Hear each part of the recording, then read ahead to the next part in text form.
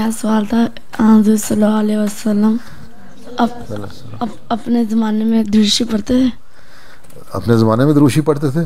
हाँ हैं, मतलब हज़रत सल्लल्लाहु अलैहि अपने दरूशी पढ़ते थे, तभी तो नमाज में दरूशी पढ़ने का हुक्म है, कुरान शरीफ में हुक्म है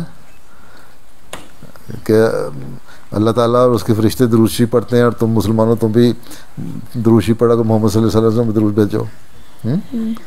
और जब अल्लाहुम्मा सल्ली अला मुहम्मदिन व अला आलि मुहम्मद नमाज में पढ़ते हैं ना, तो ये नमाज किसने सिखाई थी हमें?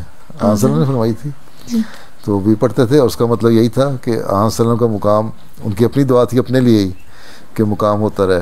दरूशी भी अल्लाहुम्मा सल्ली अला मुहम्मदिन कहते हैं, इसका मतलब है कि अल्लाह ताला मेरा सलाम, उनका जो अपने एक उनकी दो हैसियत थी, एक इंसान थे एक नबी थे, तो इंसान की हैसियत से मुसलमान की हैसियत से अपने नबी के ऊपर सलाम और दरूद भेजते थे। और फिर अल्लाह मुबारक कह के फिर ये कह दिया कि जो उसके अल्लाह ताला के नज़दीक जो उसके बड़े बड़े मुकाम हैं मिलने वाले वो आपको मिलें। आसन अपने बारे में कहते थे वो मुकाम मुझे मिलें और मेरी आल को भी मिले, मेरी कौम को मिले। वह अला आले मोहम्मदिन भी तो है ना।